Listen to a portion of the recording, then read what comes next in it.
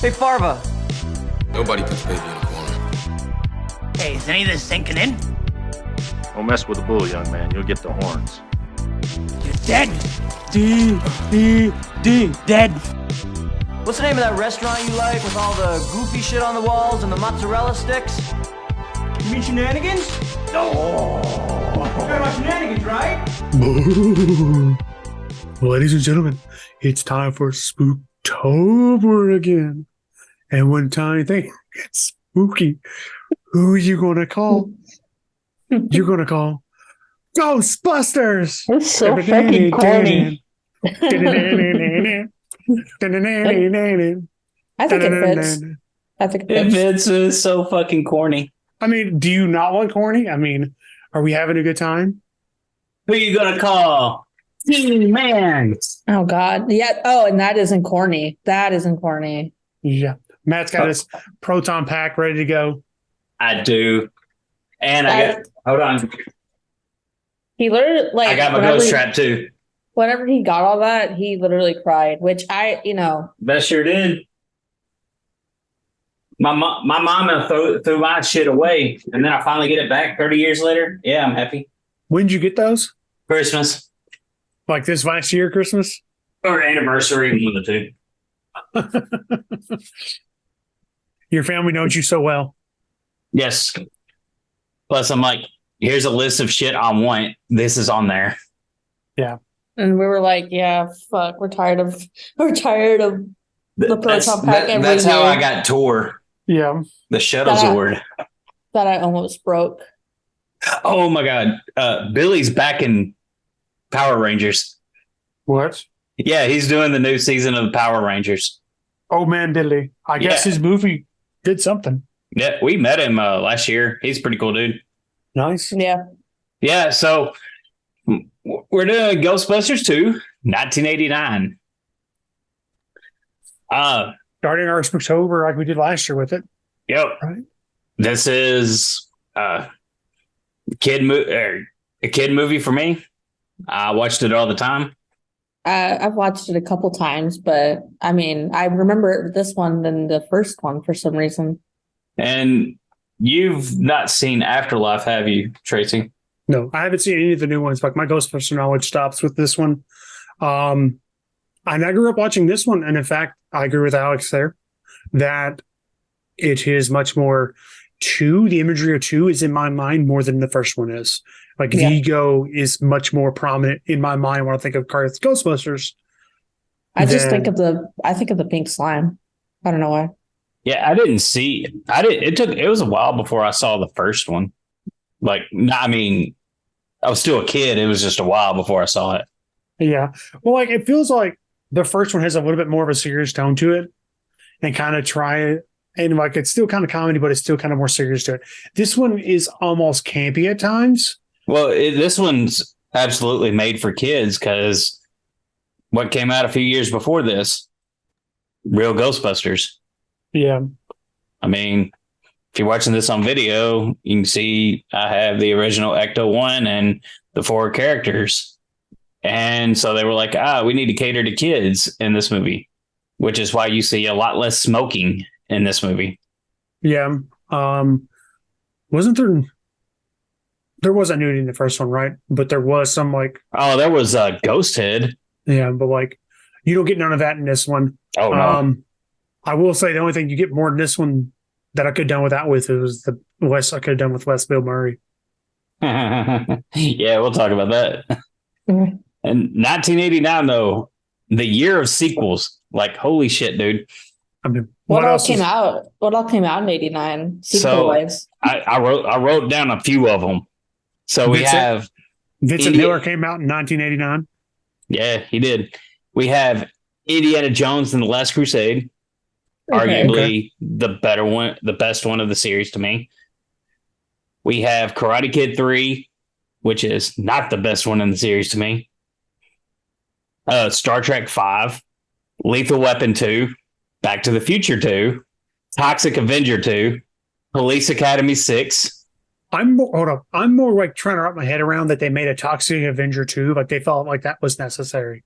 Do you know how many movies are in the Toxic Avenger series? I don't want to know. I'm pretty sure they probably cost a grand total of like $10 to make. 4. There's 4 of them. So $2.50 across each movie probably what it costs to make them.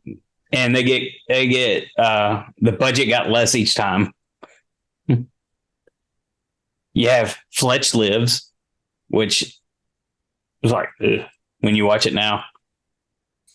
But it does have Arlie Army as a televangelist, which is hilarious.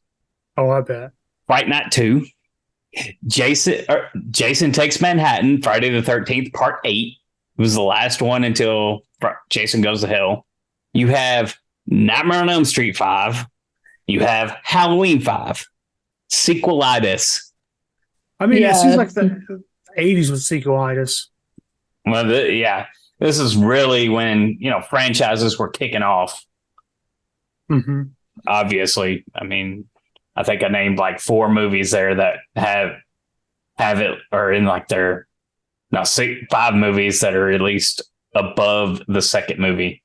But this is a big year for movies too, because the week after this movie came out was Batman. Yeah. Week after this? Yes. Damn. So it didn't seem like it sat very long in theaters. Oh, it did. It made quite a bit of money, I think. Yeah, it did. What, Ghostbusters? Mm-hmm. Yeah, it was a top 10 movie of the year. Yeah. So it made its money. It made almost a quarter billion. But for some reason, Columbia Pictures was like, this was a financial failure, even though it wasn't. Yeah, that's because, all movies are financial failures. Mm. Even Avatar 2 with its $2 billion is somehow a financial failure. Avatar 2 has paid for Avatars 3 and 4 in full. Yes. But 1989, you also have Honey, I Shrunk the Kids. So we have the year of Rick Moranis. You have Roadhouse. The number 4 movie of the year, which would never happen today. What? Honey, I Shrunk the Kids? No, Look Who's Talking. Oh, I was about to say, wait. That was the 4th highest grossing movie in America that year. I love that movie. Like, what? Basically saved John Travolta's career. Hmm. Oh, you mean there weren't enough L. Ron Hubbard movies for him to latch onto to kind of... Battlefield Earth had not happened yet. Oh, yeah, and this is the year of Bill and Ted. Yeah, even though this movie made like $250 million and was a top 10 movie, it wasn't done. They didn't complete this movie until April. It came out 2 months later. And there is some very obvious reshoots in this movie that you'll see when we get to that. Also, another thing that'll never happen. They won't ever make a movie and release it. Like, there's been a few movies, very good movies, that they didn't finish editing until like the week of Star Wars. I'd heard somewhere like the introduction to Guardians of the Galaxy 2, the dancing when they're fighting the guy, like that was one of the first CGI sequence they started, and they didn't finish it till like the week of the premiere. Yeah, but that's CGI stuff. I'm talking about doing acting and being. That's a whole different ball game, but yeah, but that's still damn, cutting it close, ain't you? Yeah, so you had a lot going on in 1989. Yeah. And now movie studios are like, well, we don't want to A, compete, B, put out mid-range movies like Honey, I Shrunk the Kids on fucking at the theater. We want to put it on streaming. Yeah. That's why we'll never see middle level comedies anymore in theaters. You should be able to go to the movies and enjoy yourself instead of always wanting to go see a blockbuster. Of course, this was directed again by Ivan Reitman. We've talked about him before. His son is in this. Yeah, wasn't he the kid at the birthday party? He is the kid at the birthday party, yeah. Okay. And anything else you want to add? Oh, well, I do want to add the fact that this movie wasn't put first whenever they were talking about it, because the head of Columbia at the time didn't want to make a sequel, but Columbia Pictures was like, nah, fuck that. And they were trying to make the movie behind his back, Mm-hmm. which I thought was kind of, I mean, it's not funny, but it's like, it's very telling. Yeah. And there's a whole draft that I read from August 5th, 1988. And it's on the whole, like on the Ghostbusters 2 wiki. That's how I found out about it. Hmm. And it's a lot like this movie, but Dana wasn't in this. It was going to be like a new love interest and all that, and it's a lot more. It feels a lot more finished than this movie. Well, that's all I wanted to add. Yeah. That head of Columbia talked mad shit about Bill Murray and Blockbuster Films. Yeah, And he kind of right, especially on the last part about Blockbuster Films. But this was, well, we talked about it last time, where Bill Murray actually took a hiatus from acting in the 80s because he did like a movie that just failed miserably. I forgot which one it is. I'm not gonna go look it up. And he came back with Scrooged and She's Having a Baby, which is a movie I really need to see. It's a John Hughes movie. But by that time, the head of Columbia was replaced, and they made this a priority because it started filming after the writer's strike of the late 80s. Which is probably why this draft feels a little wonky versus the previous draft that you referred to. That's about right. And when we're talking right now, we have the writer's strike, and when that ends, you're going to see some wonkiness. Definitely. At least them getting back into the groove. Yeah. Because we did whenever they returned last time. Anything else you want to add before we get into this? No, nothing I think of. All right. Well, we got to start somewhere. Not after the first movie. No, we have to start fucking 5 years later. Talk about a choice. Yeah. I mean, they did it because, again, that Columbia shit, but still, why? I don't know. They wanted to coincide with the times. I kind of wish we had seen the lawsuits from the city. Yeah, like the intervening years say, oh, this is how fucked it is. Yeah, and immediately we see Sigourney Weaver back as Dana, but now she's got a newborn, and I'm like, oh god, she procreated with Bill Murray. That's what I thought too, and I was like, oh god. No, she didn't. Luckily, that kid's not going to have a lifetime of bullshit. It looks like, I don't know, but in the movie, you never know. I found it kind of funny because she just looks at her baby like she hates him. And I'm like, well, and it starts strolling away, and she just looks at him for a second, and she's like, oh shit, I gotta save my kid, I guess. It's like, oh no, stop. I dodged 3 cars and like, fuck. All right, fine, I'll chase after it now. Yeah. Did you notice what was going on in the background? No. All right. Have y'all ever seen Superman 3? No. Really, Tracy? No, I've never seen I knew Alex hadn't, but I've never seen any of the Christopher Reeve Superman movies. You haven't even seen the first one? I haven't seen any of them. 0. Well, you need to at least change that with 1 and 2, the Richard Donner cut. Anyways, in Superman 3, it opens with a bunch of stuff happening in the background. Sight gags, stupid shit. Random extras doing different things. And there's this one dude pissed off that he's getting a ticket. And it's to add to the negativity that they're talking about throughout this movie. And I'm just like, there's better ways to do this, I thought. But yeah, that cart goes fucking sailing after it rolls over some slime. Because Oscar the baby is like, I don't want mama's milk anymore, and I'm done with life. Yeah. Imagine this as your first acting credit as a baby is Ghostbusters 2, and you're just rolling away in a cart. Well, these are twins, kind of like what they did with Full House and all that shit. Yeah. We can bring him up now. Hold on, let me find him. Because it's kind of sad. This is their only film credit. They were the nephew of John Denver. Uh-huh. Like, so we had Nepo babies. Literally. And I'm going to butcher his last name, but Henry, which was one of them, Schindorf. He passed away a few years ago. Oh man, He's a little younger than me. well that sucks. He's about Tracy's age. Who was this? The baby, one of the babies. Jesus. Like 2017, 2018, he passed away. I mean that really sucks. I'm like, damn. Yeah. But she just stops traffic and gets in the middle of everywhere and doesn't move.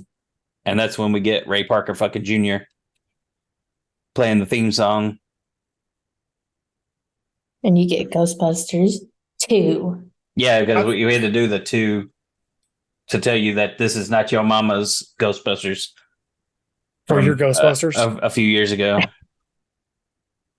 I'm more mad about the fact they have such an iconic song and they like play it really only once throughout the entire movie. And then it's like, hey, here's a remix of it. Here's another remix of it. And you're like, we were talking. Fucks, just leave the original in there. Like, why are you going to fuck with it? Yeah. That's when we get the Ecto-1 pulling in all dusty and shit. The thing was breaking down as it's going. It was breaking down worse than in the first one. Yeah. Well, they probably got that when with the mad money they had off the first one. And then they've been running it ragged for 5 years doing children parties. Yeah. We're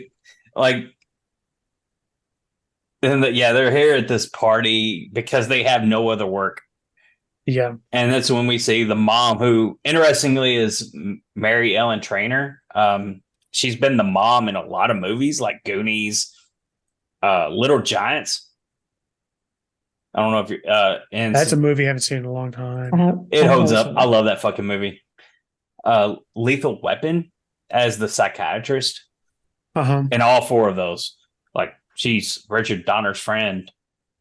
But yeah, this is where we see Dan Aykroyd, batshit crazy alien dude, and Ernie Hudson, which again gets fucking shafted in this movie. He does. Like, they cut him out of like everything. Like, he's only in like 20 minutes of film, and it's like it's a little. It's bad in the first one, but it's a measure. There's a measure of understanding there because he's replacing Arsenio Hall, and he's coming in after the fact. Like, the business has started, he was just, I'm here for a job. But this one, he's like, it's like, it's already planned. Yeah, you're the fifth wheel in this because we got Sigourney Weaver, so we're just gonna trim you out of it's like half the stuff ended up on the editing room floor. I'm like, what the fuck? We'll talk about some of those scenes, but they're here doing a kids party, and these kids aren't fucking having it. Oh no! Which me and Dad, we talked about this. I was like, why are the kids booing them if there was like possibly merchandise in this? He's like, what merchandise? And I'm like, because they're so popular. And he's like, not in this universe. And I was like, well, that makes a lot more sense. But hypothetically speaking, say if there was merchandise back then. Yeah, well, my thing is about it is like they're like whenever they're like, who you gonna call? And the kids are like, He-Man. And I'm like, this is 1989, kids. Y'all need to shut the fuck up. This is not the most popular show. 89, we all know what the most popular show was. Was it right? Turtles? Yeah, it was fucking Ninja Turtles. Fuck yeah. And well, again, Ghostbusters isn't in this universe, but that was the other one. Columbia probably owns He-Man. That's probably it. No, because I don't. Were they listed? Mattel owns He-Man. Who had distribution rights on the shows? Not Columbia. Oh, yeah, but it was still an odd choice. Like, that's some outdated. Whoever, if that was in the script or whatever, whoever planned that was like a Kevin Smith time traveled. Not talking to kids. Yeah. Kevin Smith time traveled and had them talking about He-Man. I do love when this kid's like, my dad says you're full of crap. And I'm like, I'd be like Ray. Well, I would be a little more worse than Ray. I'd be like, bitch, I fucking shredded a big ass marshmallow. Fuck off. Yeah. And so, but Ray instead is like, let's play the song.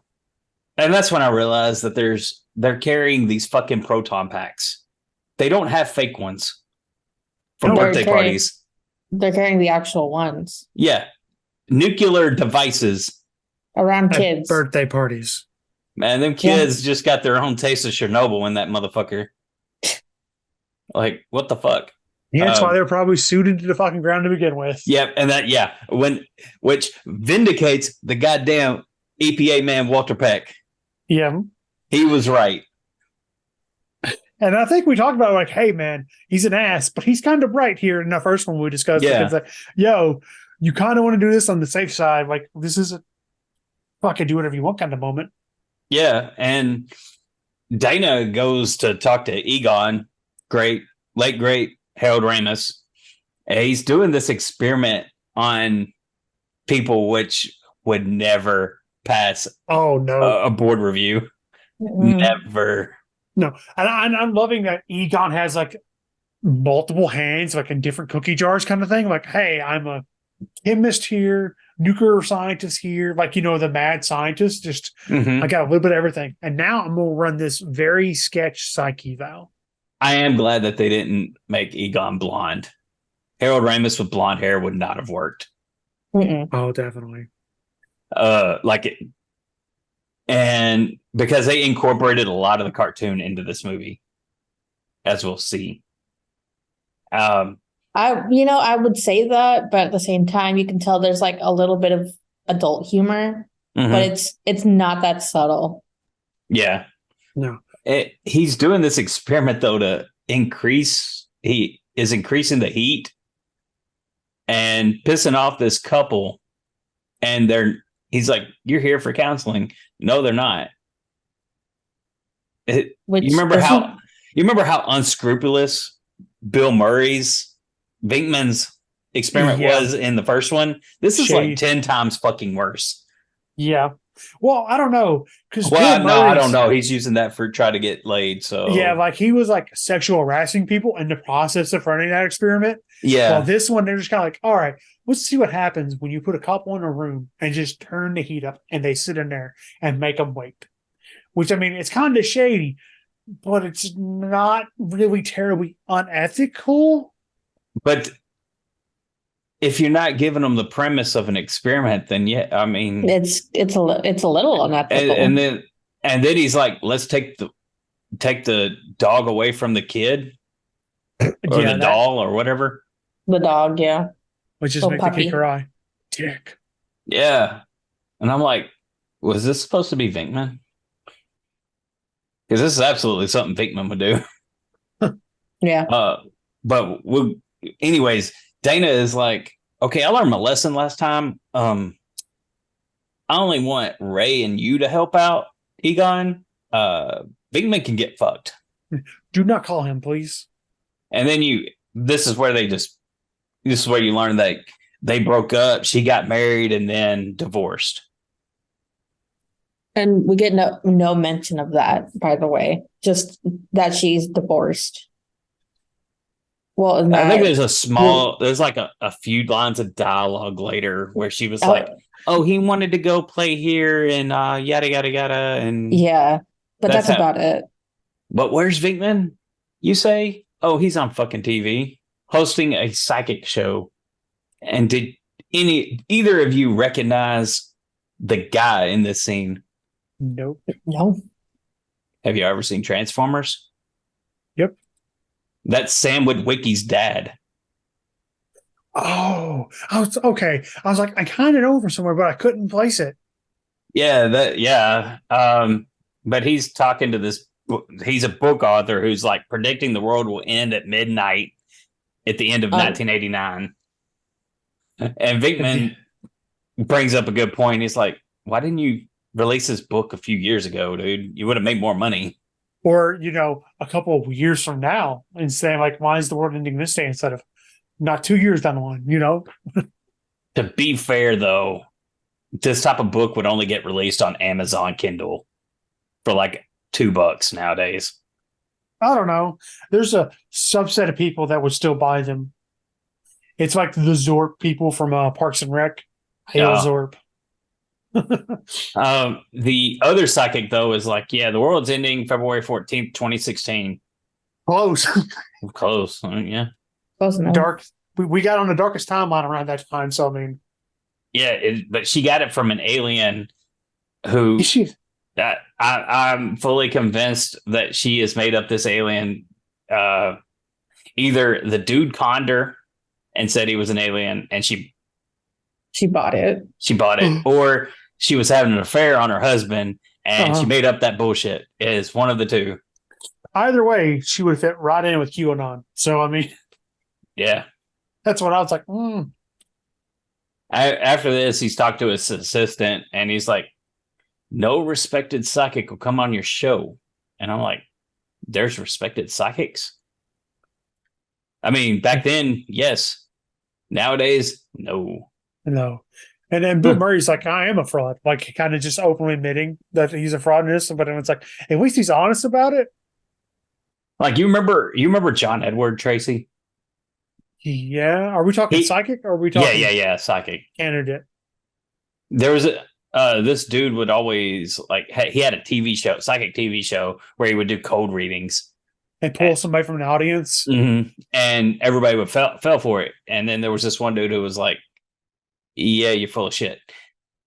And basically killed his career. Yep. And then Miss Cleo.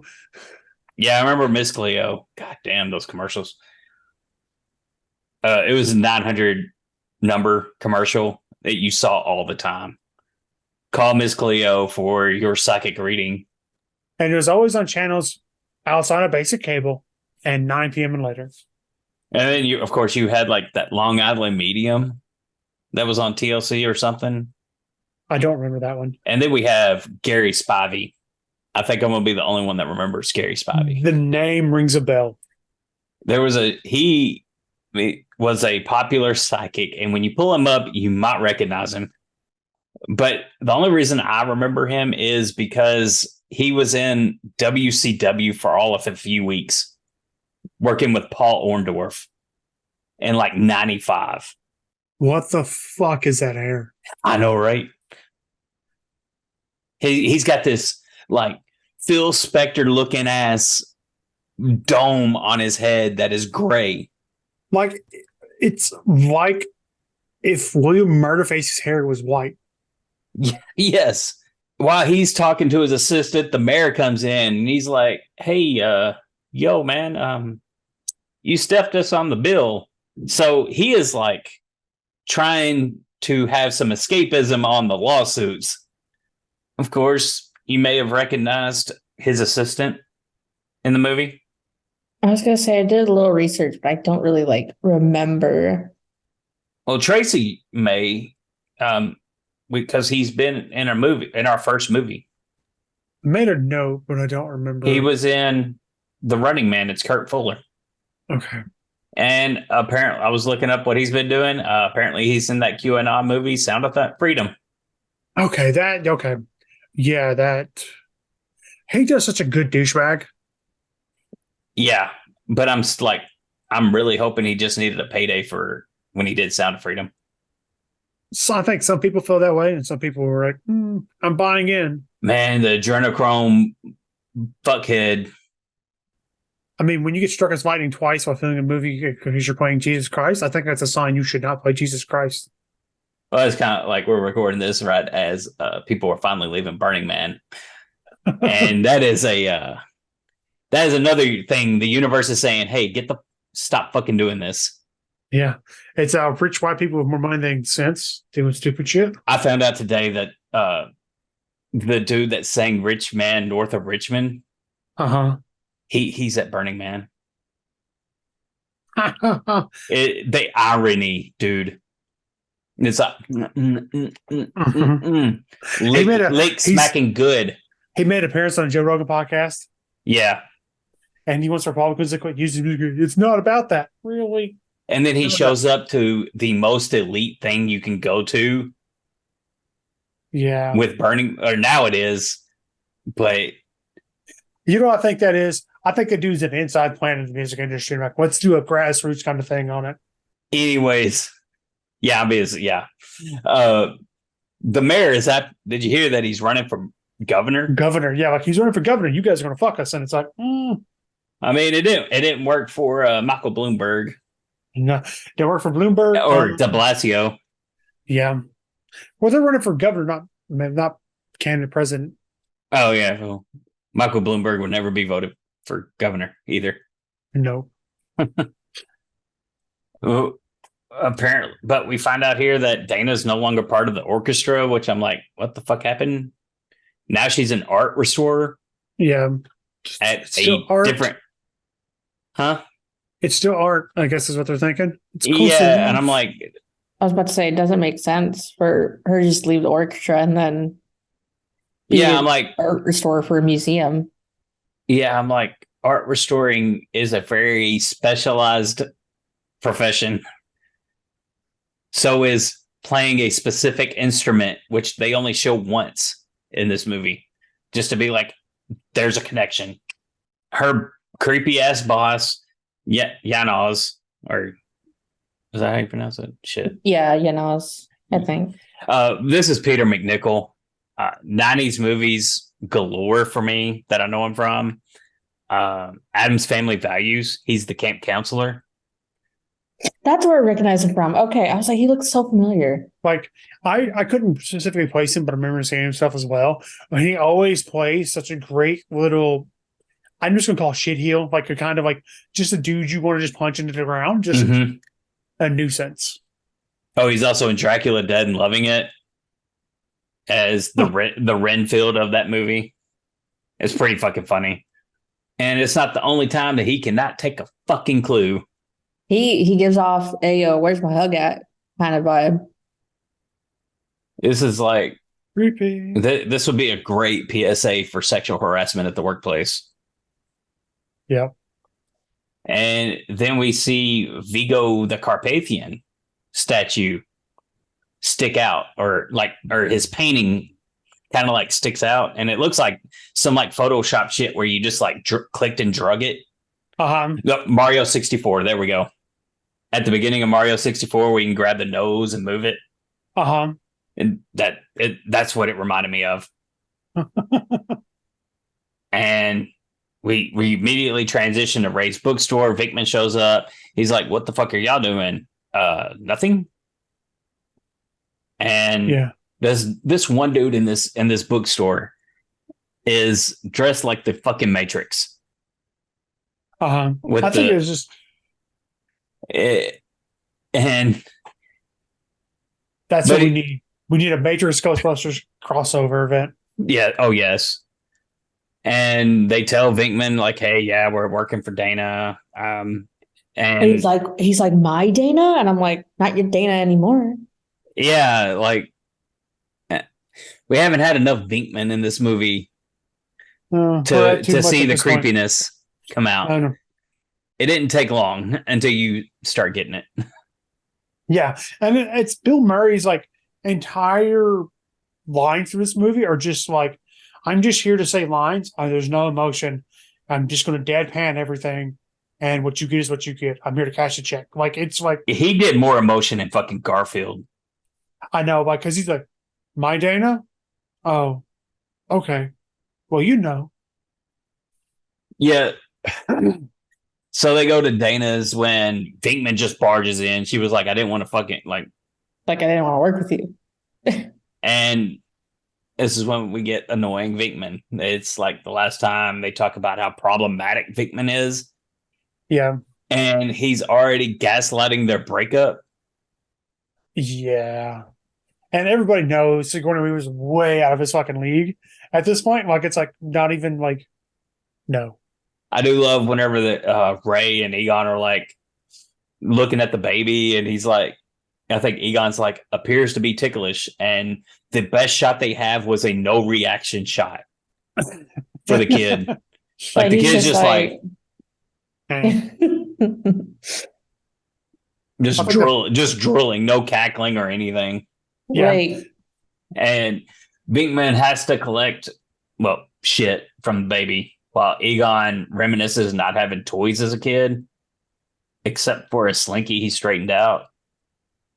Or wasn't it half a slinky he straightened out? Or yeah, it was a half a slinky. I'm like, if he was alive if Egon was a character in 2023, he would have had a Magic the Gathering collection. I guarantee you. Yep. And yeah. And then Egon, out of fucking pocket, goes, should we run some gynecological test on Dana? And like, And Vakeman's like, who wouldn't? Yeah. What But the then, fuck like, are we doing here? But I do want to talk about how he just like straight up shit talks to this baby. He's like, you're an ugly piece of shit, aren't you? yeah, for a hot dog. It's like maybe not have the creep take care of the kid. Yeah. Like, I mean, if someone were to just pick up my baby and say, like, oh, you're a piece of shit, your dad's a piece of shit, I'd be like, what? I don't know about that. If Dana doesn't trust herself to be around Vinkman alone, why would she trust her kid to be around him alone? And she's like, oh, that's whatever. Parenting, 1980s. Yay. You're on your fucking own after you're out of that womb. They figure out, like, hey, we need to drill into this street without a permit. And so they baby drill into a New York City road. And even officers pull up wondering what the fuck is going on. And they pull up this like Brooklyn accent and like try to act like, oh, we know You what mess we're with doing. one of us, you mess with all of us. Hey, I'm working That here. shit. The officer, did y'all recognize the officer by any chance? No. And anytime you ask that question, we're either going to be like no or maybe. Most often the answer is going to be no.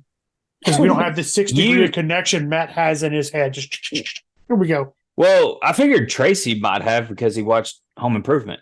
Yeah, it's been over 2 decades since I've seen an episode of Home Improvement. Oh, your brother didn't force you to watch it? That had involved me going to my brother's, which I didn't do very much, you know. No, like the only time I saw Home Improvement was at mom's. Well, this is Dave Floric. Uh-huh. And if you recognize the last name, that's because his brother is Dan Floric. He was the captain on SVU forever. But Vinkman and Ray, again, yeah, I'm like, they were like, Ray, you're going in this hole whether you like it or not. Yeah, like you're gonna get stuck in it. Like I figured, like if anybody should have done that job, it should have been Vinkman. But there's no way they were gonna get Bill Murray to do that. Like character to do that. Bill Murray doing an action scene? Or just like barely an action scene. Let me say that. Lifting a finger, not a chance. It's like the first one. Whenever he gets doused with slime, it cuts before you see him lay down. Yeah. And in between this, though, like you got Vigo the Carpathian taking control of Yenaz. And the person doing the voice of Vigo is not the actor. And apparently, like, I want to say this before we started. Like, the guy who physically plays Vigo got like mad that someone did the voice. So he just was like at the premiere, he was like, "Fuck it," and he just walked off because he was so mad. This is Wilhelm von Homburg being the body of Vigo. He was a boxer in the 60s, associated with the Hells Angels. So not a guy to fuck with. His dad worked at a concentration camp for Nazi Germany. Oh, boy. And by all accounts, this dude was a miserable asshole. Like on the set or just in general? In general. Oh, God. In real life. Just a fucking asshole. Yeah, for a while, he thought his half-sister was his daughter because he essayed his dad's wife. Whoa. Oh, y'all didn't know that story? I knew y'all didn't know that story. I was about to say. I only knew that he walked out of the premiere for Ghostbusters 2 because he got mad. Yes, he didn't. He did. He thought his half-sister was his daughter. And he had to do the paternity test. did not tell his half sister he was dead for a month. He had it stipulated just to be a dick. God damn. Yeah. But the voice of Vigo is actually a decent person. It's Max von Sydow. Well, good. We got that going. Most of us know who Max von Sydow is, right? If you're a Game of Thrones fan like Tracy, he's the three-eyed raven. Yeah. If you someone like Tracy who likes Star Wars, he's in the first 5 fucking minutes of that movie, A Force Awakens. Okay. Okay. Yeah. Like I always had trouble kind of like placing him. Like I know him from somewhere. Let's see. Yeah, but he was in like things like The Seventh Seal, Exorcist. Yeah, I put that in He's my the notes. main priest in Exorcist. Mhm. I haven't seen that movie in a while. He's the voice of Zeus in the Swedish dub of Hercules instead of Rip Torn. Mhm. But my guy Max is a one take kind of guy because he did all of his voice acting in one day. Yeah, just out. He was like, all right, Poindexters, let's get this right. Hey, kids, I'm Vigo the Carathian. Hey, here comes Sideshow Mel. Hey, here comes Sideshow Mel. Sideshow Mel. Bada bing, bada boom, I'm done. Learn from the And then professionals. before they could even record, they're like, where the fuck is he? That's a funny ass episode of Simpsons, Tracy. We're going to get you on that fucking boat, man. Too late for me. That boat passed me by. No, it's not. It's never too late. Fuck off. You have like a list of shit. Like put that in your list. If a Gen Zer can enjoy the humor of Simpsons, I think it holds up pretty good. At least go through the first 10 seasons. I've told you. I would say first like 8. 9 and 10 are okay.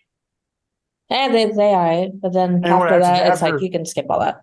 After 10, it just all becomes repetitive. It's like we've been here before. Yeah, pretty much. Yeah.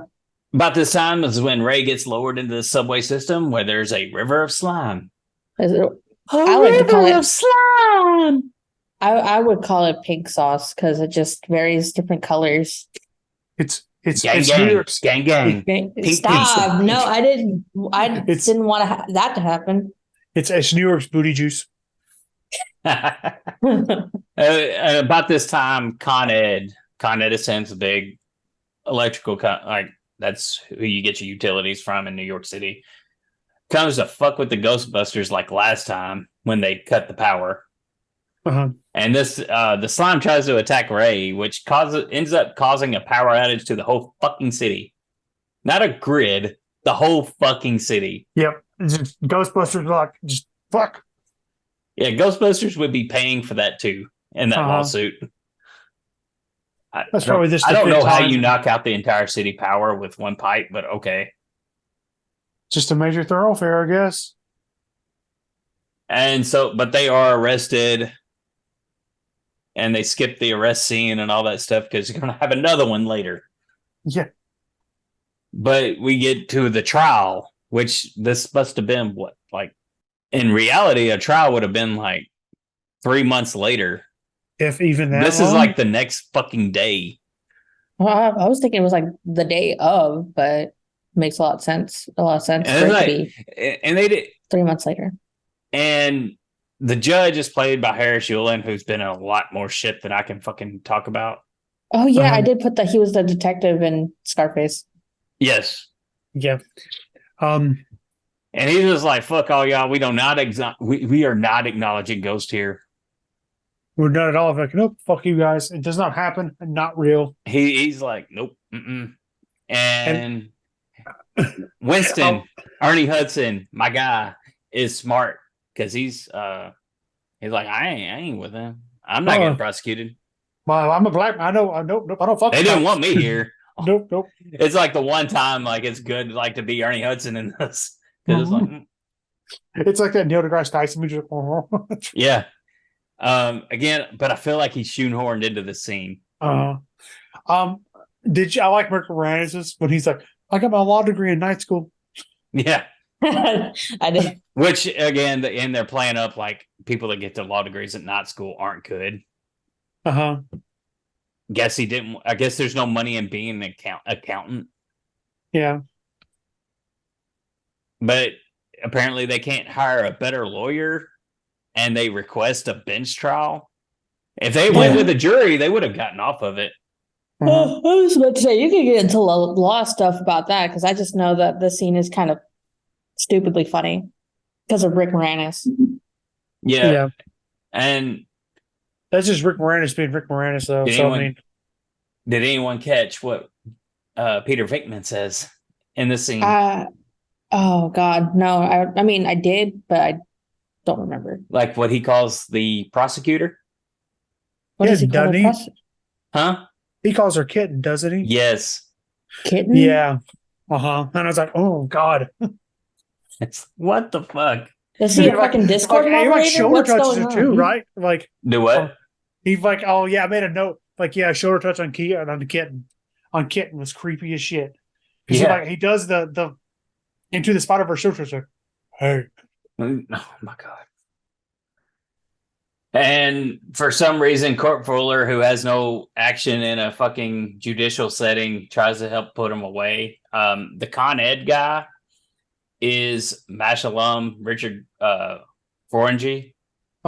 He was in a few episodes, but we also find out the Ghostbusters have a restraining order from doing any work. Yeah. Like it's illegal for paranormal activity. Yeah. So thanks for what you did, but get fucked.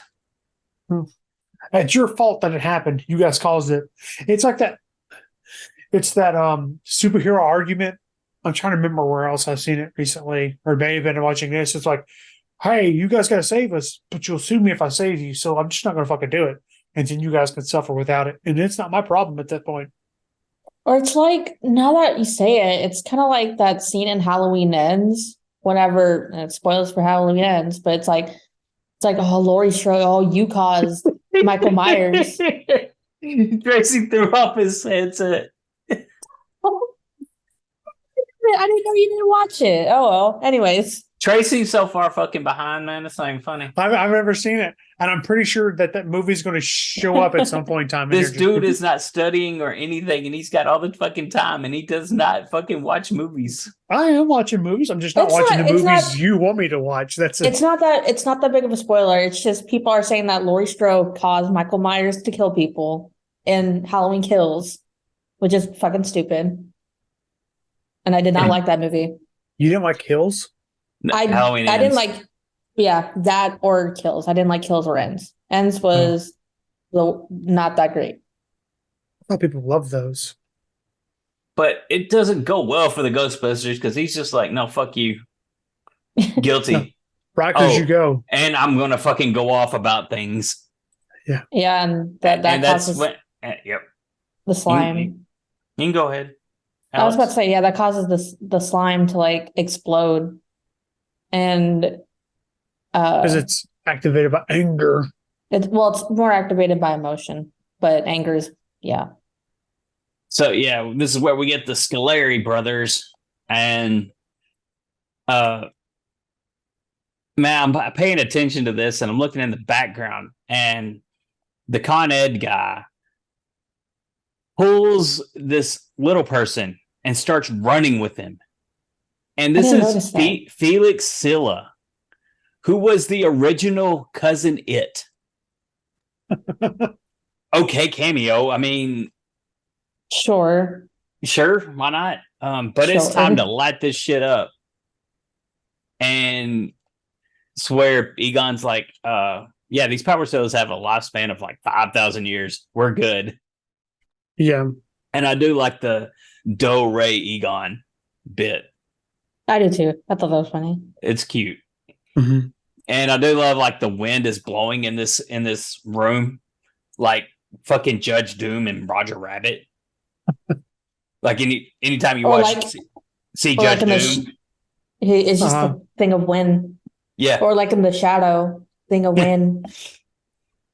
But they catch them and they're back in business. Apparently, everything's been rescinded by the judge because he can do that. There's no appeals process. Nope. Apparently, the judge and mayor have a lot of power in this universe. The one judge and the one mayor. Yes. Yeah. So they're back in business. So that means they can pay Janine finally, who is back. And this is Annie Potts, who I love, adore. And they intentionally made her look like Janine from the cartoon with the short red hair. Wasn't her like that in the first one or no? No. I was about to say, I don't remember how she, like, but I know that it was kind of out of place. And I was like, this is the cartoon. Yep. I mean, Real Ghostbusters was one of the most popular shows of the 80s for kids. So they did want to capitalize off that and be like, there's Janine with the red hair. Like, you remember her with the red hair? They didn't do Ghostbuster 2 toys. They didn't do Ghostbusters 2 toys? No, they put the Real Ghostbuster label on them. So, like, when this movie came out, they labeled the toys as, or am I wrong?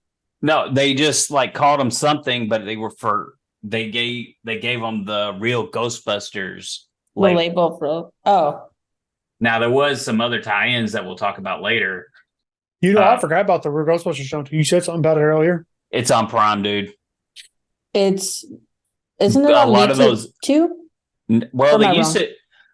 Okay, so they used to put like an episode a week on YouTube, and now like they didn't keep up with it. Oh, that's nice. But it's all on Prime, and a lot of those episodes hold up. Yeah.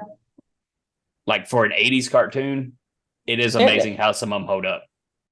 Yeah, they get a new sign, which means they still had the firehouse. So because the bank never foreclosed on it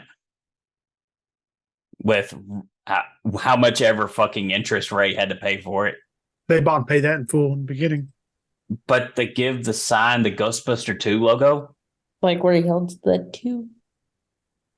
They also updated the Ecto 1 to the Ecto 1A, and they did that because one of the toys was the Ecto 1A, which is the Ecto 1 with some extra stickers. Huh.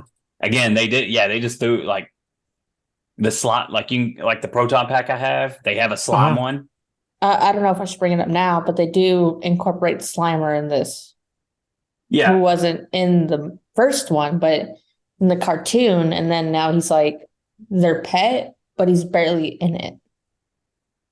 Well, so he is, you're right. He's friendish in this movie, and that again plays it from the cartoon. Right. But they also deleted a whole like C plot of this movie. As if we needed more side plots. Yeah, and it was Lewis trying to catch Slimer. Slimer's popularity really came from the cartoon show, right? Like it wasn't driven from the movies. Yes, because they renamed the show Slimer and the Ghostbusters. Jesus. That was how popular he was.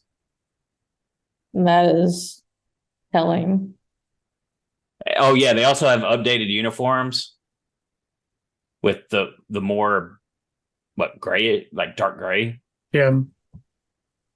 Did they have the Ghostbusters 2 logo on them as well? Yeah. We get a brief montage where we hear the Run DMC version of the Ghostbusters theme. Trash ass remix. Exactly. Did you look up the soundtrack? Either of you? No. I did because that's what we talked about it whenever I was watching it. I was like, why is this like, and I did look it up, but did you see some names you recognized on there? Not that I remember. I remember looking it up because we talked about it, but I don't remember the names. Elton John has a song on here. What the fuck? Yeah. Which, like, at the end or like? Man, I can't tell you where in the movie, but it's in the soundtrack. He made a song for this movie. Maybe if I like listen to it, I'll probably remember it. That's weird. Oingo Boingo. Really? Yes. Like it's like the Street Fighter fucking movie. Like, my God, what the fuck is this? Back at the lab, they're like, this slime reacts to emotions, and positive emotions exhibit better behavior with the slime. So they have it dance to Jackie Wilson. Yeah. Your love. And that's the only song that the song likes. I mean, But the for slime likes. Tracy, if he was slime, his positive song would be like Fozzie's Judas. No. What I don't like Fozzie, so no. would be your song, Tracy? Your positive song. Positive song? Mhm. Let's go with just most listened to. Rivers of Nihil, where owls know my name.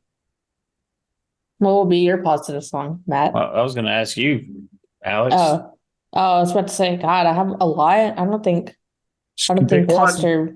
I don't think Custer by Slipknot would count because it's not really.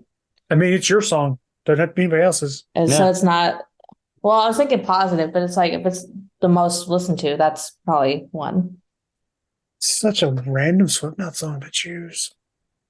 Mine would probably be Never Gonna Stop Us by Starship. First, Love that song. I thought that's yeah. But Vingman is like, okay, let's sell it. Great idea, man. Great idea. No notes. You get this kid gets it sent to him who lives in an abusive family and it just eats the whole house. Besides the kid, and then the kid would be like, I mean, it's then you got a Psycho Gorman kind of thing there where he just takes it to different people's houses that he hates. They can sell it as have your own ghost. You never know what you're going to get. And you put in a house, and depending on how bad people yell or happy or whatever.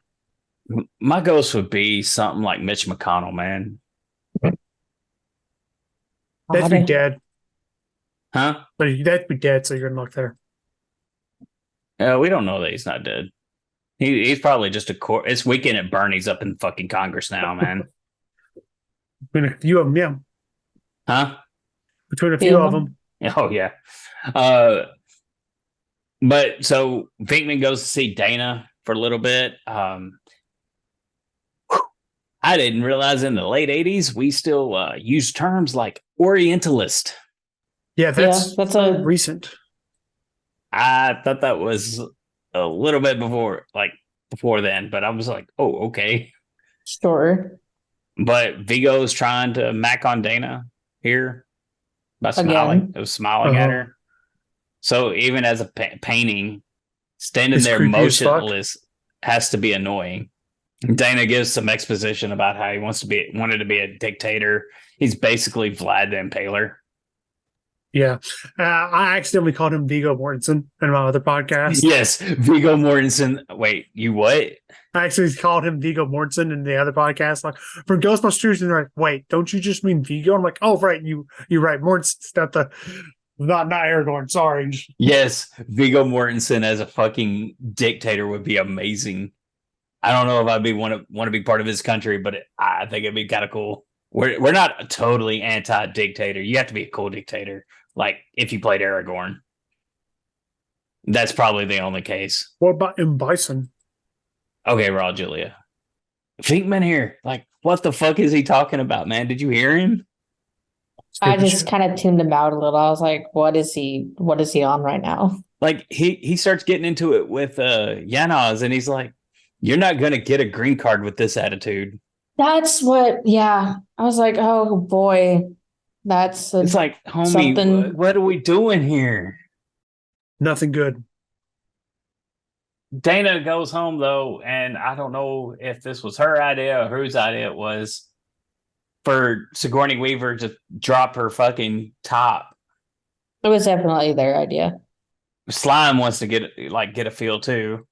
Uh-huh. So everybody's trying to get a feel of Sigourney except Weaver. Ray and Winston. Yeah. Like Egon's not cool. He did it. Egon wants to do a gynecological exam on her. That's with his gynecological expertise. Yeah. And so she runs the fuck off like to with her naked baby in her coat with her like topless. Which I mean, if you're in that kind of situation with your baby, I'd be like, well, like so her instinct is to go to Vinkman's though, and I'm like, why? Yeah, go to Ray. Go to a hotel. Somewhere else but your ex's? Yeah. And he's been drinking. Like you see around this room, all these empty ass beer bottles. Like dude needs AA. Or what the non-religious version of AA. But I don't think there's such thing. Yeah, I don't think so either. And he's passed out with his coat on. Living the dream. So for some reason, Ray and Egon come to the apartment, which could have been a phone call. But no. They're examining the baby. And this is where you get like some sentimentalism with Venkman for all of 5 seconds until he decides to be a fucking creep again. I mean, that's like breathing for him, though. Yeah. And they were like, okay, we need to go inspect this museum. And so they do. So I did agree with Venkman in one statement, though. He said in there when he put the baby on the Jets jersey, and he's like, don't pee on it. I was like, yeah, don't pee on it. Jets have suffered enough. What was that, Tracy? I'm sorry. When they put the baby on the Jets jersey, Venkman's like, don't pee on the Jets jersey, please. I'm like, yeah, don't pee on the Jets jersey, baby. Jets have suffered enough. Yeah. I mean, they have Aaron Rodgers now. Like, man, I'm hoping that fails miserably. I hope they're because they've got one ingredient of the wonderful Denver team from last year. So I hope it's a repeat of like an insane defense with a team offense that just is trash. But the possible Hall of Fame quarterback on his second team, we looking at. I'd go for a 3-14 Jets team. I'd be down for that. And so, but we get some exposition about Vigo. He lived to 105 and was treated like Rasputin when he died. Yeah, like they talked about how all the things it took to kill him. I'm not the only one. Anytime I saw Vigo and they said Vigo the Carpathian, my mind went to Nandor the Relentless. Like I just kind of kept getting them mixed up in my head. Like, oh, that's why am I thinking of Nandor here? Nandor's cooler though. They start taking photographs and other things, and that's when you see Ray gets mesmerized. Yeah, like his is only like a weird mesmerization because the other guy could like mind control the entire time, and Ray's just like, and like man. One of the Yanos is like, I'm down for whatever. Like, we are down to burn this world. Let's do it. Ray is like, I'm just going to be taken over, lose all control. And that is a deleted subplot too. Like he was supposed to possess him earlier. Yeah, I read that too on the wiki where, he was supposed to be possessed by him, but just didn't happen. But Venkman goes back and he's upset that the place is clean because, because he has to have his ex-girlfriend clean for him. True. Yeah. And out comes Dana in just a towel. So Venkman's just trying to be mad that his place got cleaned when actually he doesn't want to be nice to her and is grateful that she cleaned his place. But she does tell him to stop being a creep, and which is impossible at this point in his life. And then she's like, let's go on a date. You've dated him. What are you doing? Yeah. Old cheap move is the same old cheap moves. I mean, just give it up. Like he talked about the problems with dating him and why she broke up with him, and she's like, "Oh, let's go on a date." Or no, he's like, "Let's go or something." I promise you, I'm not any better. Yeah, but he's like, "Hey, why don't we have this actress watch him?" Yeah, this actress starred in Italian erotic films. That's what I put that in my notes too. That this random, I was like, who is that? And I looked her up and I was like, oh, you are. I'm glad that this baby is not yours because what the fuck? Yeah. It'd be like me being like, hey, Alex, when they're a kid, I'm going to have Gianna Michaels take care of you. Right? You okay there, Tracy? Yeah, I'm just trying to remember who Gianna Michaels is. Really? Okay. Mm-hmm. Lisa Ann? Man, you were lying, dude. Straight up lying. Lisa Ann. Who's Nailing Palin? Oh. I never watched the... don't say that next word, dude. I know it's fucking lie. I never watched like the Debbie Does Dallas. Here's this and here's this. Like Oh, that's a those good movie. I never watched those like pornographic films. Like I watch porn, like I've watched and do watch, like, but I've never watched like hey, we're gonna make this cheap 30-cent movie and here you go. Like this. Well, Debbie Does Dallas wasn't a cheap movie. That was in. Never mind. We're not gonna get. Damn it. We're not gonna get into that.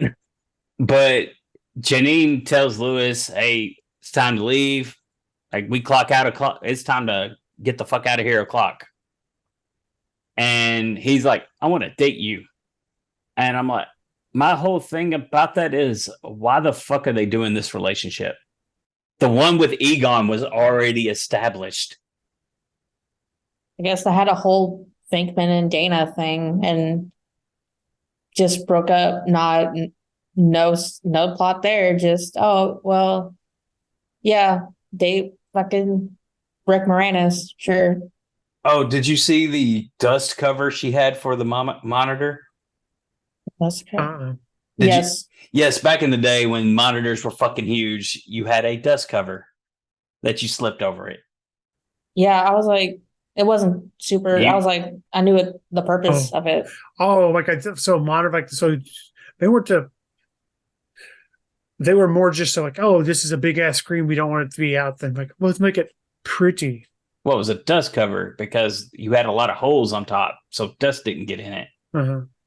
And then they insert. This was one of the reshot scenes with the photos where they're in a dark room. Really? Yeah. So when they took photos, was that all reshot scene as well? That wasn't.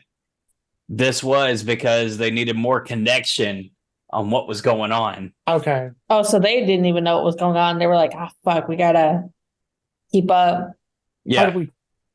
How can we fit this in here? Oh, let's add this 2-minute scene here. And yeah, this is a really quick scene where they're looking at the photos and they see the river of slime. Winston gets his most action out of any fucking movie. Shit catches on fire. They can't open the door, but somehow he kicks it in and just like, I got the fire extinguisher here. Yeah, again, I got you guys. They did Winston. They did Ernie Hudson dirty. Yeah, they did. But some parts are like, makes sense that he wouldn't be there. But most of the time, it's like, where the fuck is he? We go to nighttime. Vinkman's on his date, and the rest of them are like, let's go look for slime. And Peter's like, no. Because fuck saving the city, fuck saving anyone. I'm trying to get laid tonight. Yeah. So he's being Bill Murray. Yeah. Which he just recently broke up with Kellis. Wait, yeah. I was like, what I remember hearing Bill Murray and Kellis were together. I remember hearing them dating, but I didn't know they broke up. But yeah, it was just reported recently that they broke up, and I'm like, he was dating Kellis? After 2 months of dating. 2 months. Still, like, Kellis, woman, you can do a lot better. I was about to say, it's not hard. Like, the bar is set low with Bill Murray. Like, I have faith in you. Maybe that's like the high school crush she had and then met him. It's like, fuck, I fucked up. In the subway, again, this is a reshot scene. To connect more about the slime. They're walking and they make Winston the butt of a ghost train joke. I don't know why he's that. Like, you've had Ray here be the comedic relief the whole time. Like, why is Winston the butt of the joke this time? Yeah, but then you get this real creepy ass scene with heads on stakes, which I'm like, and remember, this is a movie made for kids. Well, I mean, yeah, but then when you're a kid, this would be fucking creepy. Like, you'd be scared. If I were like 4 watching this or something, I would just cry. I would be in tears. I did jump a little watching this. I was like, what the fuck? And to be fair, this was before the MPAA, whatever you want to call it, became a lot more strict between the PG and PG-13 rating. Uh-huh. Man, because like PG back then is just like, you could do kind of whatever you wanted. Well, I mean, that was for a long time. It was just PG and R. So Yeah, that, and then of course, Steven Spielberg decided to fuck things up. But even G movies were like pretty. I mean, some of them were out there, like fucking God, Secret of Nim, All Dogs Go to Heaven. They were kind of more out there. You can really tell that this is a reshoot because of Ernie Hudson's hair. Yeah, I'm like, it's what? grown out more.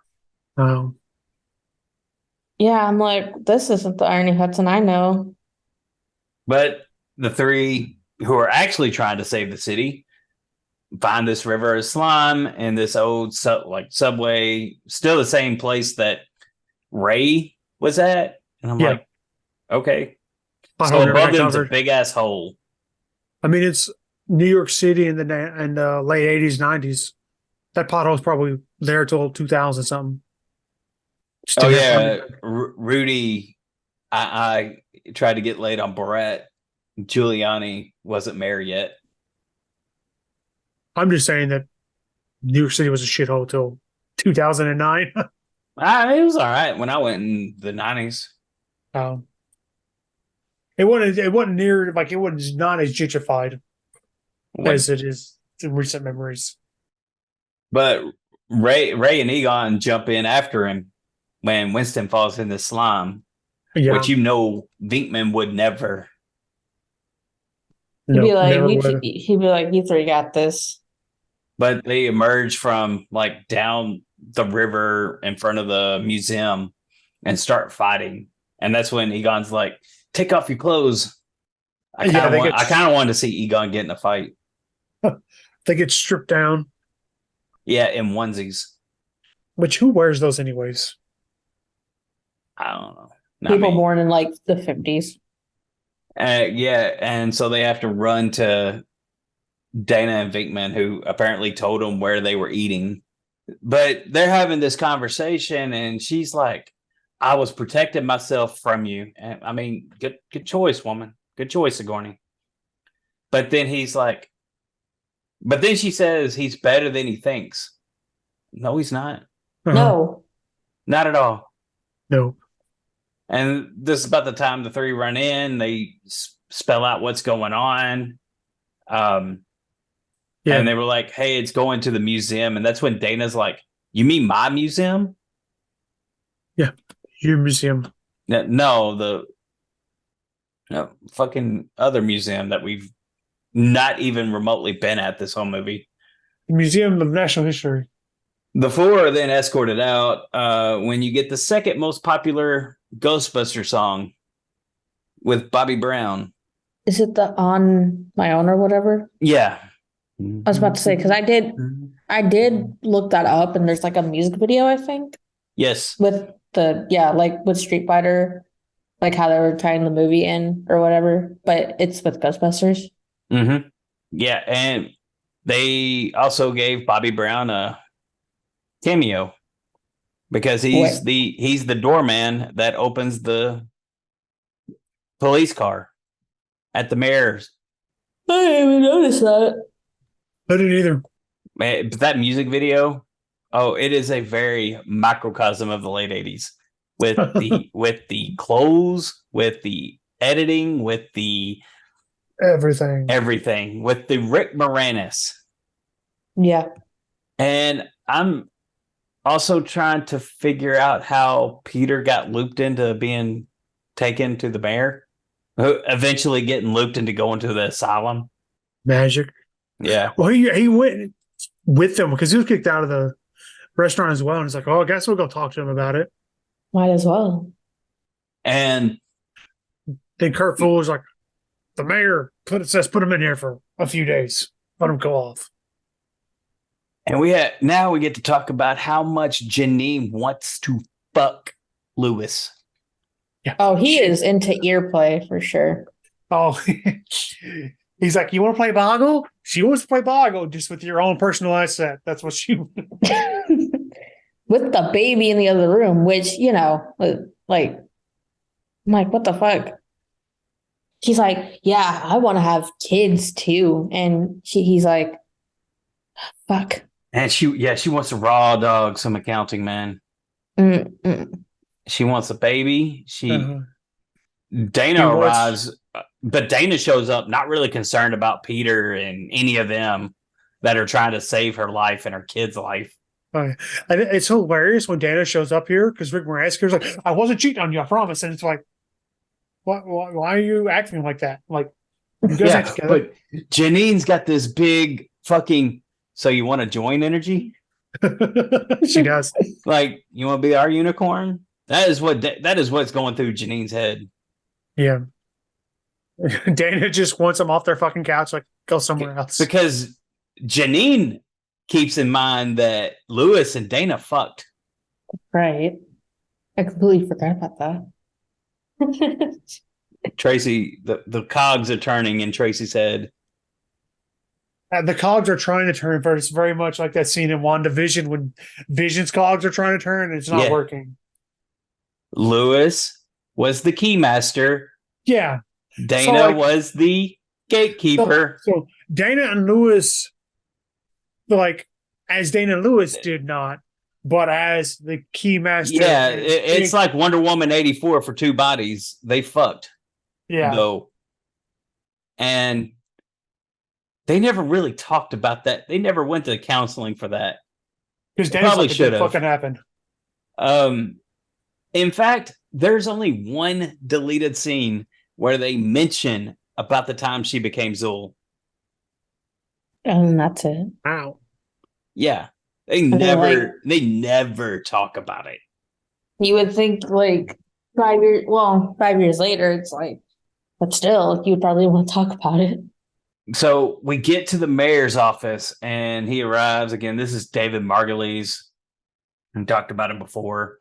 He's like, you got 2 minutes to explain everything, and is still skeptical. Yeah, with all the shit going on and everything that they've proven to him in the past, like it's like, no. But my election for governor, that's. I do love when Ray's like, almost 50% of us voted for you. Almost. So one, and you know it was Peter. Yep. After a big fucking marshmallow, and he's still like, huh? And he's like, it's every New Yorker's God-given right to be an asshole at the expense of everyone's life. Oh, wait, never mind. He straight up predicted 2020. Yeah. Yeah. And that's when Kurt Fuller has him committed. And the doctor who we've talked about before is Brian Doyle Murphy. Mm-hmm. This is Bill's brother who writes a lot of movies with him. And we'll actually see the third Murphy brother in December when we do Scrooged. But they try to explain everything, and meanwhile, the slime is just growing and growing. Because, again, think about the timeline. This is after Christmas. Yeah. So it makes a lot of sense. Everybody's like pissed off. In New York. Yeah. So we go back to Vigo, and Yanaz is actually being pretty funny here, even if he's not meant to be, because he's just repeating the last words of everything. Mm-hmm. But then he's like, undercut that, all that. Can I get Dana for myself? No. Even when I was a kid, I always thought this scene, like him saying this, was weird. I'm like, really, dude? He's just looking out for number one. But he's like, I got a task. I got to go kidnap a kid. Lewis and Janine are sitting here watching a movie, and Dana's like, you can get the fuck out. Please. And they're like, no, it's okay. We'll stay.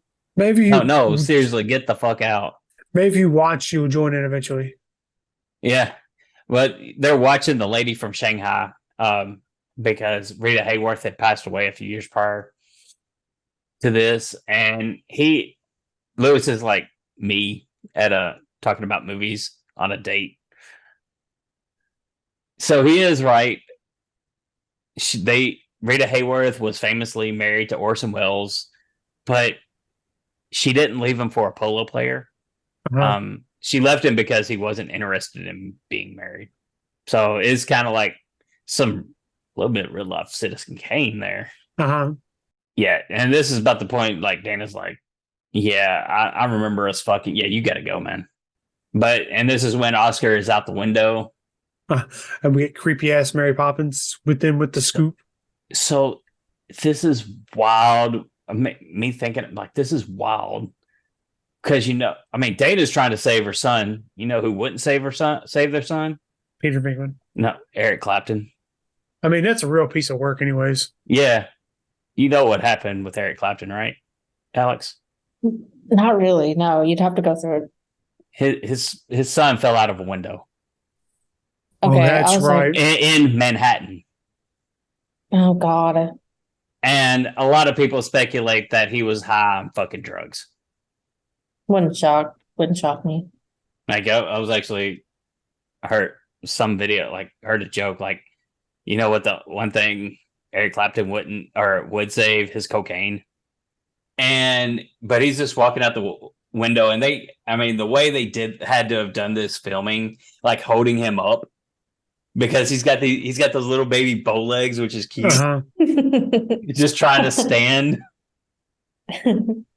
and that's when you get Yanaz here showing up as a nanny ghost and flying around the World Trade Center. So we have a 9/11 scale of 4. Yep. And then for some reason, this is when they switch to a hand camera, like it's more shaky. Mm-hmm. Which it's a clever bit of cinematography. She's in distress. Her kid's just been. I just thought that was interesting, like switching to that, and only time they do that. But she's like, "Fuck this! I got to go to this museum and get my baby." Which a very suspenseful scene with the music, the papers flowing when she's walking up these steps. Yeah. So I thought it was really good. And we get slime covering the whole fucking building. Imperishable. But instead of like some Rosemary's Baby shit, like where you've seen, any of you seen Rosemary's? No. God damn it. Nope. Rosemary's Baby, Antichrist, grown in the womb. So Well, instead here, it's more like Wonder Woman 84 to possess Oscar. Oh Yeah. my God. And if I had a nickel for every time I brought up Wonder Woman 84 in this podcast, I'd have 2 nickels, which isn't a lot, but it's still weird that I brought it up twice. I do love the slime montage that we get to here. I mean, it's like, I don't know why. Like, I just always associated that with Ghostbusters 2 as a kid. Because I'm like, pink slime? Oh, yeah, Ghostbusters 2. I used to have, they sold this slime. I was about to say, didn't they sell that? Yeah. But it didn't have emotion, so you were all good. Yeah. It's $800 now. Not shocking because of how rare it is. And people like Matt buying it. Sure would. I love the slime montage. Like I said, the movie with Eugene Levy, which was an Ivan Reitman film. The woman walking in the slime with her fur coat that turns into animals. Yeah. And it just starts scurrying away. That was hilarious. The Titanic arriving with Leo DiCaprio. And of course, a fucking Cheech Marin is like, hey, guy. Like, yeah, there's the other most random cameo of this movie, Cheech Marin. He's like, hey, guy, what? And he's like, better late than never. Yeah. And this was the actual pier that the Titanic was supposed to arrive in. Now, if they make Ghostbusters 2 like this, it'd be Ocean Gate. Ocean Gate.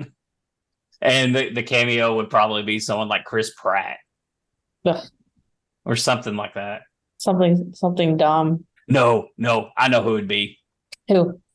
Ant-Man. Paul Rudd? No. The other You one. said Ant-Man. Yeah, because he's in the movie. Okay. He tells the stories. Oh, I know who you are. Damn it. I cannot believe that name's escaping me right now because he's at World Trade Center. Michael Pena. Yeah, Michael Pena. Yes. Michael Pena. Oh my God, that name sounds familiar. He's the one who tells, like, all the crazy ass stories in the So movies. in Ant-Man and Wasp, when he's like, he gets a truth serum, he's like, so Scott and this girl Hope were started dating, and then they went to this, and then he was like, shut the fuck up. And David's just small scared. It's like, you put a dime in a jukebox. No, G.I.'s like, you put a dime in a jukebox, you got to let it play now. Yeah, he would actually they would make him the Cheech Marin in this movie. I'd be down for that. All these ghosts have activated the mayor's office like a disaster center. And for some reason, Ben Stein's in this. Just a When quick is he not? cameo. Yeah. Do what? It's like a 30-second cameo. Okay, here you go. And I'm like, okay, whatever.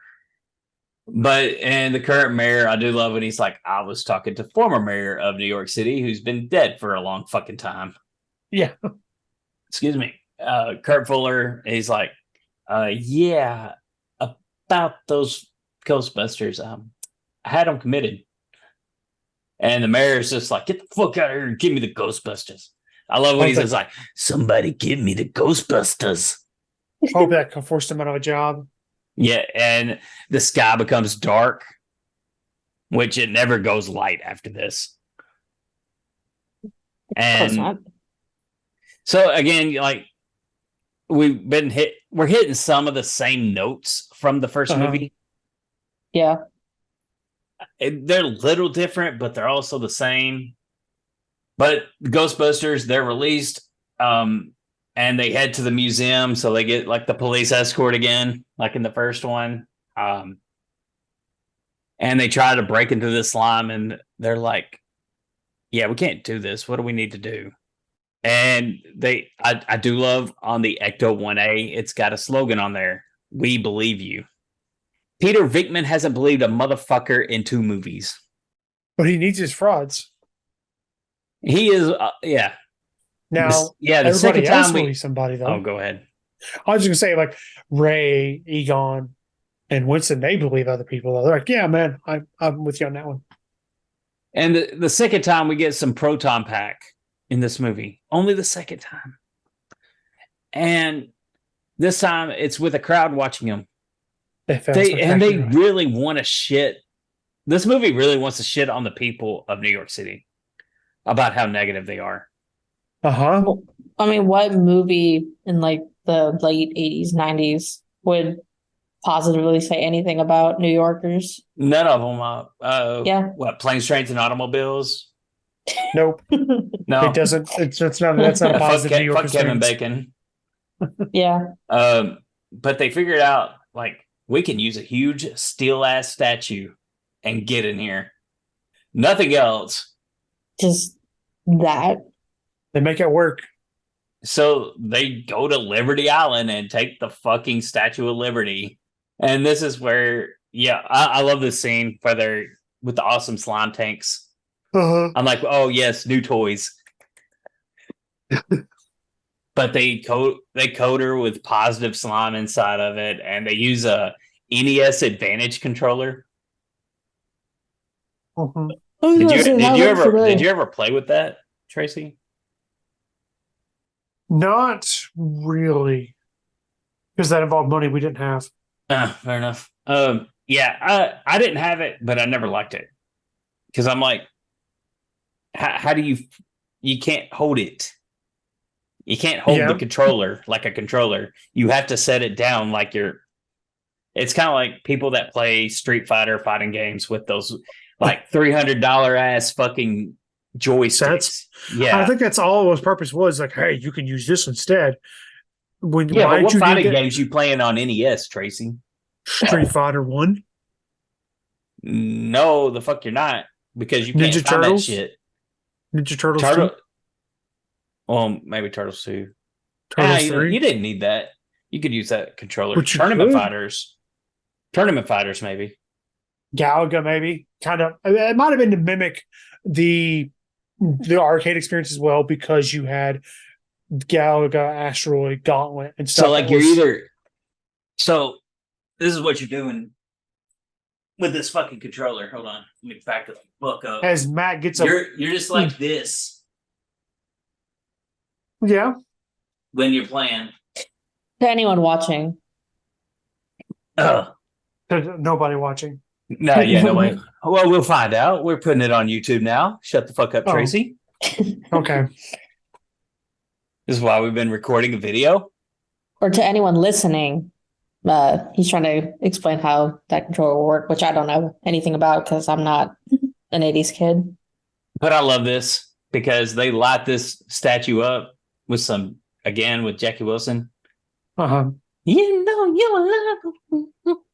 That's the only time I've ever heard this song. I've never actually listened to it all. I've only heard it in this movie. Just 30 seconds of it. Yes. And Ray is like, I can't wait to see the people's faces. In reality, people's faces have been like, what the fuck? It's more Ghost. I'm taking over the Statue of Liberty. Like, what in the fucking Megazord is this shit? But the question is, how does this statue get back? It doesn't. Magic, because it does show back up on Liberty Island. And the Doctor Strange moves it. The French are probably pissed off, like, dude, we sent that to you. We're not paying for the repairs. The repairs are a lot. And this is the first time watching this fucking movie that I noticed they walk in front of that fucking building, dude. That's the first time you notice? Yeah. But they walk in front of it like Trump Tower. Oh. I was I like, was about to say, that's the first time you noticed that. yeah, well, I mean, probably the last time I watched this, Trump wasn't president. He probably haven't decided to run yet. Yeah. I mean, it hadn't been a whole long time, but yeah, I didn't know that. I was like, what the fuck? Really?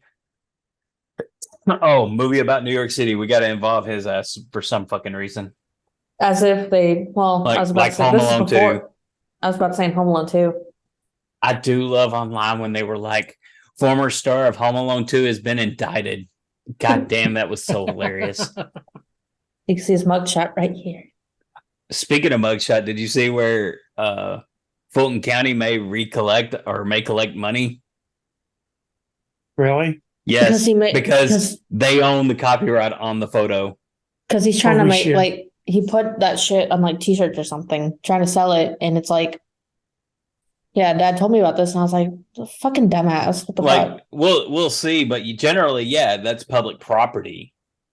Uh-huh. So they could collect that money. Yeah, exactly. I mean, if he gave it away, different story. Like, for free. Right. But he's trying to make a He's commission on it. campaigning on it. Like, it's not a commission. He's campaigning on it.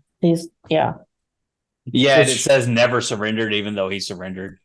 Yeah. And that mugshot proves it. What a fucking dumbass.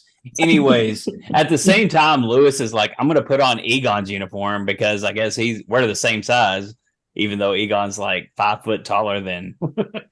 Yeah. And he comes running. No shade to my short kings out there. I love Rick Moranis too, but dude, you're short. Yeah. And he just comes running out of it too. It's like a kid wearing his dad's suit, just like, come on, let's go. And yeah, this is the only part of the subplot that you see with him and Slimer. And he goes to the museum. He's going to help him. I got to be a Ghostbuster.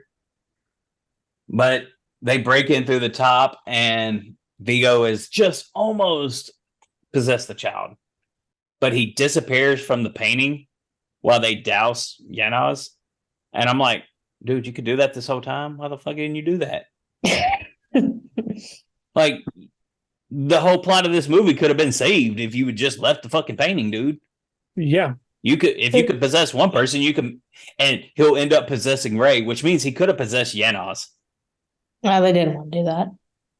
But Vigo traps Dana, and Peter is more concerned with her instead of getting the kid to safety. Of course, because, like, I mean, he hates this fucking kid because it's not his. It reminds him of his failure. Yeah, but you get Vigo in the real world for all of 5 seconds. Long enough for Peter to talk shit and get bit. Just like he did in the first one. The difference is the power of community is stronger, Tracy. proton packs and nuclear energy has nothing on singing together. I mean, Aid Live or Live Aid. I mean, you know what it's about? Honestly, that would have been an awesome concert to go to. Yeah. See Freddie Mercury? Goddamn, that would have been amazing. But he's thrown back into the painting, but he's like, one last hurrah, I'm gonna possess Ray. And they douse Ray, and then they shoot him up with the proton packs and blows up the painting. And meanwhile, Lewis is outside here looking like he saved everyone. Yeah. Stolen valor. Yeah. It's all the credit.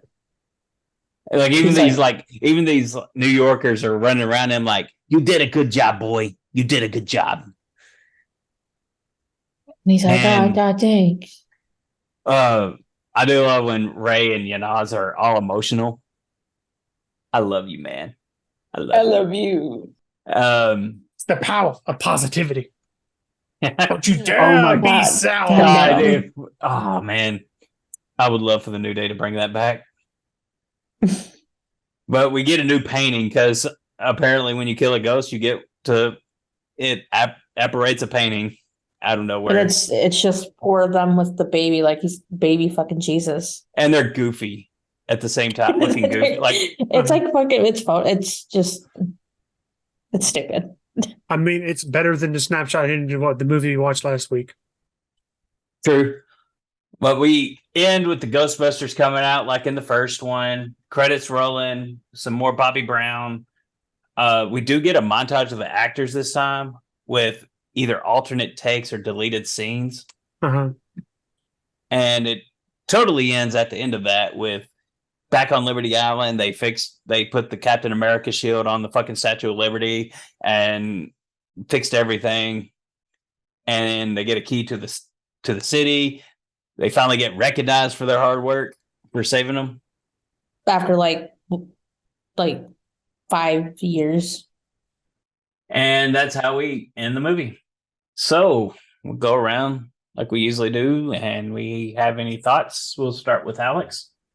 It's pretty, it screams nostalgia bait, but it's not like it's bad, like script wise, because they could have kept those deleted scenes at the end and it would have made a lot more sense than reshooting other scenes, but it's not terrible. It's just not a good sequel. Like if it was done differently, it would have been a lot better, but it's not. I mean, it holds up okay, but just as Ghostbusters 2 and not like a sequel to Ghostbusters, if that makes sense. Mm-hmm. That's all I gotta say. All right, Tracy, what you got to say? So I enjoyed it overall. It is definitely not as good as the first one, but I mean that's also a high bar to reach. And it's this movie kind of me came across as like Ghostbusters sequel with whatever Bill Murray decided to do. Like he seemed very disjointed from the rest of the cast and everything that was going, and just the way he acted it, and kind of I think it detracted a little bit from this movie. And just the more I see of Bill Murray, the more I'm like, man, I kind of give two shits less about this guy as it goes on. He's going to come hunt us down now, since I said that. But overall, I still think it's good. And is it nostalgia bait whenever it took place in the time period of that? So, I mean, like, it served its purpose. I mean, we all enjoyed it as a kid. So, yeah, thumbs up. Yeah, I love this movie. I don't think it's better than the first, and I don't think it's better than Afterlife. When we're talking about the with the Ghostbusters that we know, I don't even know if it's better than Ghostbusters Answer the Call with all the women Ghostbusters. Uh-huh. I actually like that movie. I don't know why people hate it. People only hate it because there were women in it. I was about to say. Like there was chunk of population. Leslie Jones is fucking hilarious in that. I watch this a lot on HBO, so I'm going to look at this through rose-colored glasses. Like I said before, I saw this one a lot before I saw the first one, and I grew up on the cartoon. I would say don't compare it to the previous one though. This is clearly made for kids. Too many sequel too many people like to say compare the sequel to the original instead of as its own movie. Yeah, no. Yeah, which I think you got to though. Like you can't separate the two. Well, I think you can in some regard. In some regards, yeah. Like as a movie, this is a good overall and enjoyable movie, but I prefer the first one. Well, yeah. But there's just a lot of pressure because it's a sequel to like a pretty good movie and a pretty loved movie. So there's a lot of pressure on that.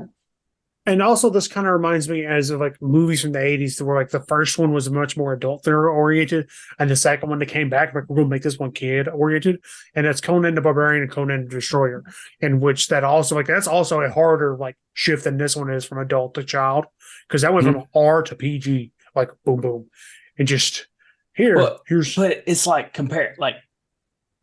comparing Godfather and Godfather Part 2. Not a whole lot of people do that.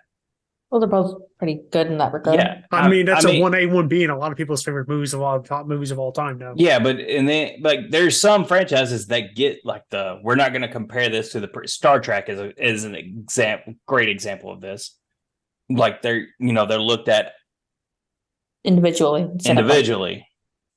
especially like the Next Generation series of movies, because those don't tie in at all, right? Besides Search for Spock. Well, 2, 3, and 4 are considered one trilogy in those movies, but yeah, otherwise, then yeah. So but understanding the context too and the timing, I don't want to claim that it's a soulish cash grab, though. I do. Fair enough. The reshoots made some leaps that are weird for me. I would have liked a different opening. Yeah. Because I saw I didn't want someone else's review to I didn't want someone else's review to shape mine. But I remember watching a Nostalgia Critic episode and he was like, why couldn't they do a chord scene at the beginning and then you could have the theme song? And I'm like, that makes a lot more sense. Yeah, I mean, it does, but we could have done anything else. I just didn't think that was like the greatest opening. What they were trying to do is capture the first energy in that regard. And it doesn't work. It puts the viewer in a real weird spot because they went from ending the first like, oh, this is what's going on. Then all of a sudden it's like, wait, what the fuck happened here? So it kind of puts them in a weird. I do like the new ideas they introduced in this movie. Like I did too.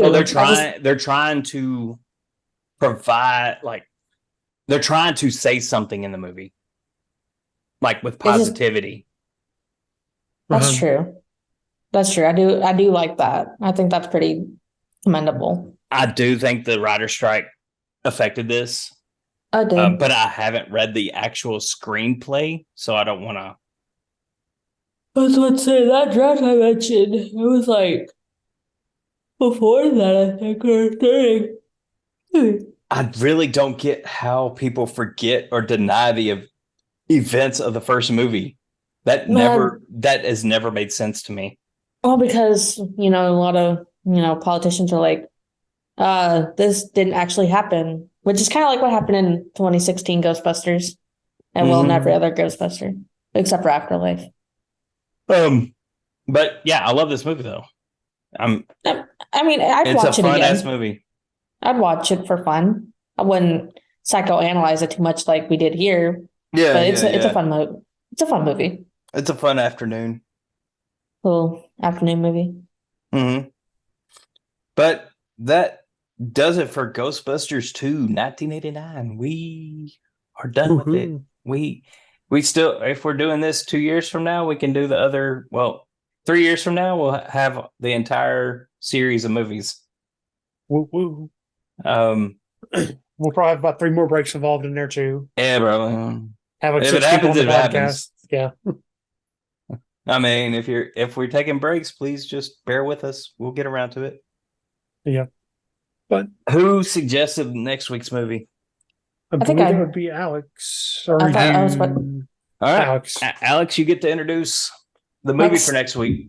Next week, it's going to be Scream 1997? 6.